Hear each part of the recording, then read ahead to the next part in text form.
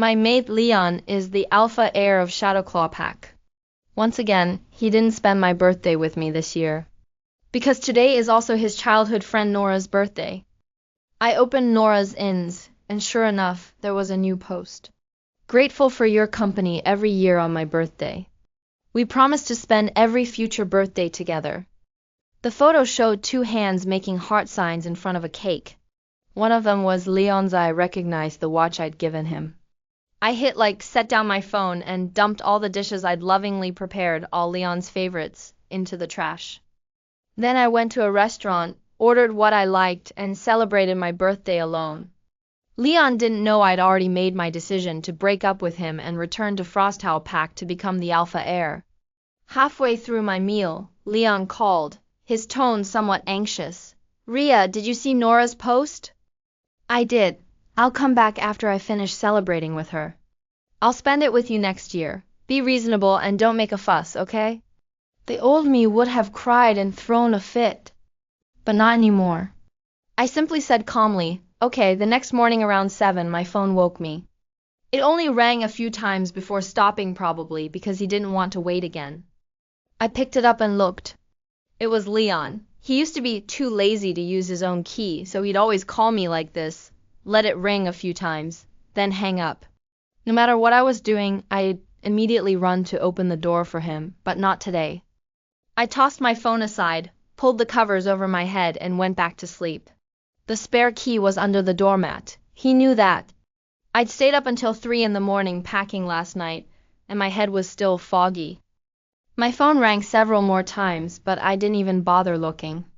I don't know how long passed before I gradually heard someone opening the door. The door slammed against the wall with a loud bang. Then the bedroom door was shoved open, accompanied by Leon's angry questioning. "Ria, why didn't you open the door for me? I called so many times. You know I hate using keys." I opened my eyes and looked at him without much emotion. I was too tired. Didn't hear it. Leon opened his mouth, then finally just said, "I'm hungry. Get up and make me something to eat." I was up all night, and I need to catch up on sleep after I eat. In the past, I would have jumped up immediately to make him breakfast. But now I just said flatly, "I'm really tired too. Go buy yourself some breakfast downstairs." Leon was clearly angry, but he held it in. "You're still mad I didn't spend your birthday with you yesterday?" "No, you're overthinking it." Leon didn't believe me and explained unprompted. "Nora is like my little sister. Her dad died from mine. I've taken care of her since we were kids. If I don't stay with her, who will?" "Stop being so petty or I'm really going to get angry. You're right, you should stay with her." "I'm not mad. Nora's father was Leon's father's beta. When Nora was 7, a rogue attacked Shadowclaw Pack, and her father died protecting Leon's father. Nora's mother died not long after from grief. Since then, Nora had lived with Leon's family. Unlike their childhood bond, Leon and I met through a friend's introduction. When we first met, we both realized we were fated mates." Leon blushed as he looked at me, said it was love at first sight, and asked if I wanted to date him. I blushed too and said yes. Later, we fell in love and went on dates everywhere.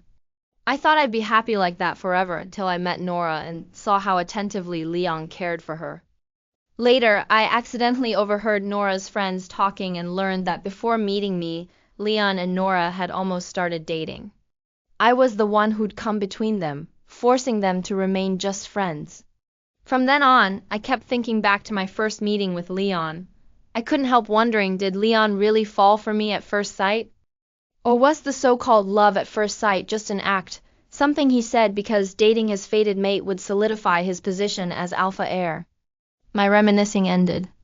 I couldn't sleep anymore, so I got up to go to the bathroom. Leon grabbed my wrist and reluctantly pulled a bracelet from his pocket. "Here, stop being upset. Your birthday present." Looking at that cheap bracelet, the decorative metal piece dangling and swaying with the movement, it seemed so perfunctory. Then thinking about the designer watch Leon wore in Nora's social media photos, I couldn't help but smile bitterly. I shook my wrist, revealing the watch my mom had sent a few days ago. "Thanks, but I have a watch now. Wearing this would be inconvenient."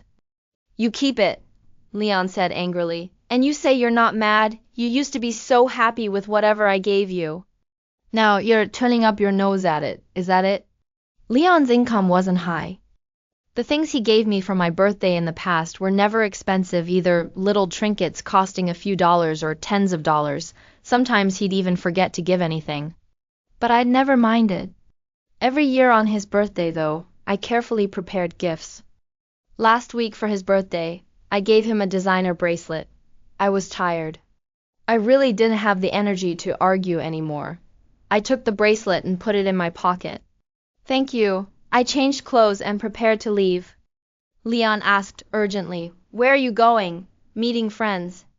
Going to the gym together." Since getting together with Leon, I'd spent almost all my free time on him. Accompanying him, taking care of him, barely having any time for myself. But not anymore. From now on, I was going to live for myself. After an exhilarating workout with friends, we sat in the rest area drinking water. My friends joked half seriously, "We thought you'd forgotten about us once you got a boyfriend. We almost didn't dare invite you anymore." I quickly apologized and promised. "I'm sorry. It won't happen again. If there's any activity, Defini,